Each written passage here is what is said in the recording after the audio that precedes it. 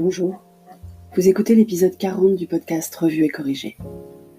Cet épisode est tiré d'un article LinkedIn publié le jeudi 9 avril 2020 et s'intitule « Naviguer dans l'incertitude ». Avant, nous pensions être informés, préparés, équipés, éduqués, outillés, organisés. Nous avons perdu l'habitude de ne pas savoir.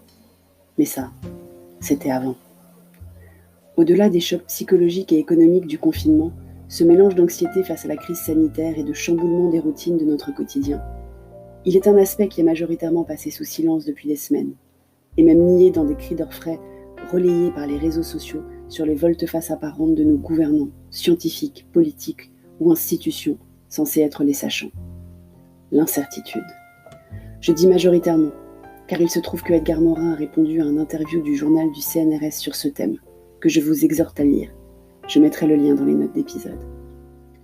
De formation et de nature scientifique, j'ai depuis longtemps intégré que rien n'est immuable ni certain, que tout progrès peut remettre en cause un ordre établi depuis des années, des siècles, des millénaires. Mais ces principes de base ont été balayés par les avancées technologiques importantes, en cela aidés par le biais du survivant, entre autres. J'avais d'ailleurs déjà consacré un épisode de mon podcast à ce sujet, l'épisode 31. Alors quels enseignements en tirer ? Nous devons donc accepter que nous ne savons pas, que personne n'a toutes les réponses, qu'il ne suffit pas de changer celui qui décide pour avoir la bonne réponse, car cette notion est encore plus illusoire que d'ordinaire dans la crise actuelle. Mon premier instinct est de crier aux politiques et aux médias de le faire savoir. Certains chroniqueurs issus du monde médical osent dire, mais encore timidement, quand ils répondent à des questions des téléspectateurs, que les réponses n'existent pas, qu'elles ne sont pas encore claires. J'ai même entendu quelques « on ne sait pas ». Car cette admission est indispensable à la prise de conscience collective, utile en premier lieu à la traversée de la crise, dans une unité et une solidarité qui font encore malheureusement défaut en partie en France, où tout est prétexte à critique. Mais c'est aussi et surtout nécessaire au futur rebond, car les opportunités de l'après-crise ne peuvent pas venir de ce que nous savions avant.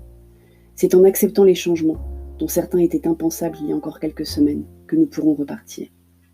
Nous sommes déjà entourés d'exemples. Qui aurait imaginé qu'une entreprise reverse des bénéfices inattendus à ses clients, fussent-ils sociétaires ? Qui avait pensé que des industriels mettent sans contrepartie leurs outils de production au service de la collectivité ? Qui avait prévu que des propriétaires mettent leurs biens gracieusement à disposition des soignants ou des plus démunis ? Chacun peut contribuer à propager cette notion d'incertitude et la faire accepter. Il faut avant tout l'intégrer soi-même, bien sûr. Accepter le lâcher-prise. Accepter de ne pas savoir à quelle date nous sortirons du confinement. Dans quel état sera l'économie ? Si nos proches vont être malades, ou pire. Si notre emploi sera toujours là. Si notre entreprise survivra. Même si tout dans notre culture va à l'encontre de cette vérité pourtant immuable, que nous n'avons aucune garantie sur l'avenir. Mais il faut aussi contribuer au faire savoir. Dans vos réunions d'équipe, acceptez de dire à vos collaborateurs « je ne sais pas ». Acceptez de dire la vérité. D'être à leur côté pour qu'ils acceptent eux aussi d'avouer leur inconfort, ou pire, face à cette incertitude. Acceptez de le dire à vos clients, vos fournisseurs, vos partenaires. Pour certains secteurs, en particulier ceux dont le cœur de métier est la gestion du risque, c'est sans doute plus difficile culturellement que pour d'autres. Pour certaines personnalités aussi. Mais comme le dit Edgar Morin, et je cite, « Vivre, c'est naviguer dans une mer d'incertitude, à travers des îlots et des archipels de certitude sur lesquels on se ravitaille. » Fin de citation. Et le monde du travail n'échappe pas à cette vérité-là.